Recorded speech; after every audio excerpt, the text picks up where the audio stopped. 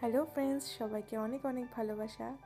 জানি অনেকটা সময় পেরিয়ে গিয়েছে, জীবনটাও অনেক বদলে গিয়েছে। আজ অনেক দিন পরে আবার ক্যামেরাটা অন করলাম, অনেক দিন পরে আবার তোমাদের সাথে ভিডিও দেব। তো আজকে আমি আমার ছোট্ট সংসারে একদম নিজের মতন। আসলে প্রথম থেকেই ইচ্ছা ছিল ইউটিউব নিয়ে কিছু করার। এই চ্যানেলটার পেছনে অনেক খেটেওছি এক সময়, কিন্তু মাঝে এমন একটা সময় চলে গিয়েছে আমাদের উপর দিয়ে, এই জন্য এই চ্যানেলে আর ভিডিও পোস্ট করা হয়ে ওঠেনি। আস্তে আস্তে তোমাদেরকে সবই জানাবো।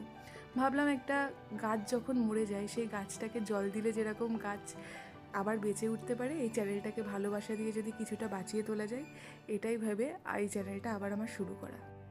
এবার থেকে চেষ্টা করব রোজ ছোট্ট ছোট্ট করে ভিডিও দেওয়ার। আমার এই ছোট্ট সাধারণ জীবনে সারাদিন আমি কি করি সেই ভিডিও তোমাদেরকে দেব।